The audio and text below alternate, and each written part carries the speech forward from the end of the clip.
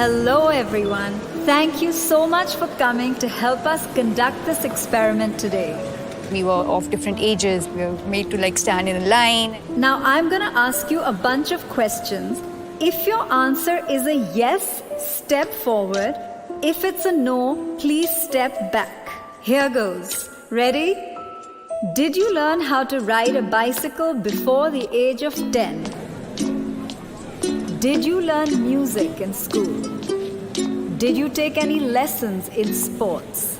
And no, video games are not a sport, even if it has the word game in it. Did you learn how to iron your clothes while still in school? Take a step forward. If not, take a step back. If you can make tea or breakfast, not just for yourselves, please step forward. If not, take a step back. In the beginning, I think the questions were more general. People were still going forward and backward.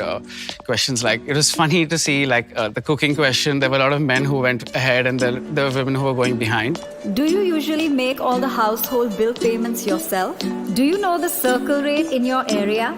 Do you know the price of gold today? Do you know the exact breakup of your salary? As the questions unfolded, the stark difference came out visibly. Do you know the details of the financial documents you're asked to sign? Have you bought a vehicle in your own name without consulting anybody? Have you bought insurance policies unassisted? Do you watch or follow the budget? You think you're doing okay, but then you're like, okay, these are kind of important things that I don't look at. Do you manage your own finances and earnings unassisted? Do you know how to invest in mutual funds? Do you know the difference between a mutual fund and an SIP? Do you make the investments for your family members or your spouse? Do you file your own income tax return?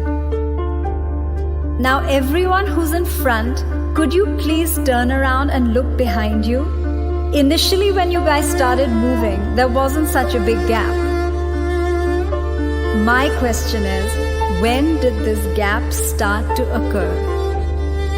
The minute the questions became about managing money, the gap between men and women became very clear and evident. Women handling certain responsibilities regarding their own life, which were always passed on to someone else in the family or the men. There was a slight unfairness I realized at that time. But at that point, it seemed normal. I was upset.